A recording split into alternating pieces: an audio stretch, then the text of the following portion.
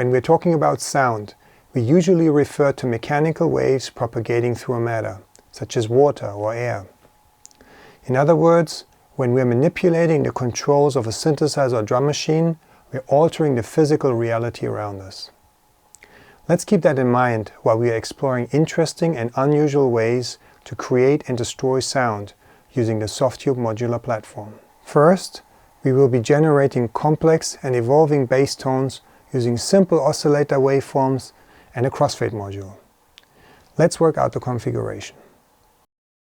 First, we connect the sawtooth wave of oscillator 1 to the left inlet of the dual crossfade module, which we will also use for signal summing in this patch.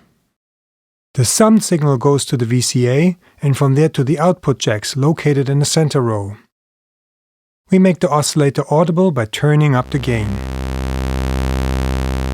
To break up the monotony, let's play a simple MIDI sequence I programmed by connecting the note out jack from the MIDI to CV module to the oscillator's CV in. To add contour to the sequence, we patch the gate and trigger outputs from the MIDI to CV module to the envelope and connect this to the VCA.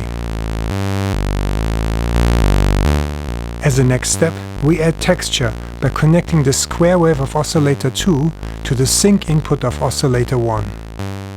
Changing the tuning of oscillator 1 now controls the timbre instead of pitch. Let's connect the sawtooth output from the LFO to the CV2 input to automate this process. The pitch of the note sequence is controlled by oscillator 2, so we need to connect the note out jack from the MIDI to CV module to the oscillator 2 CV in jack.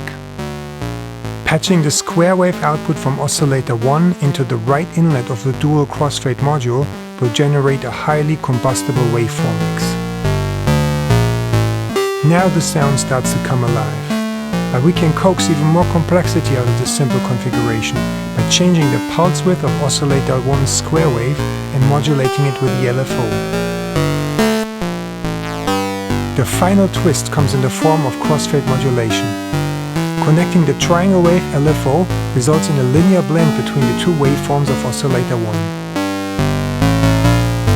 But let's add more waveforms to the mix by patching the triangle wave of oscillator 2 into the bottom crossfade module. For even more variation, connect the note output from the MIDI to CV module to the CV mixer and hook this up to the CV input of the LFO. This way, note pitch modulates the LFO speed.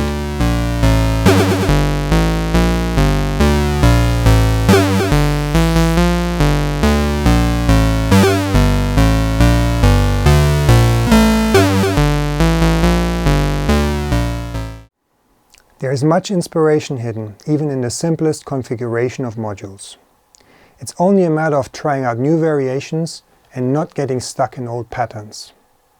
I will see you again next time when we generate expressive lead sounds by mutating the unassuming sine wave.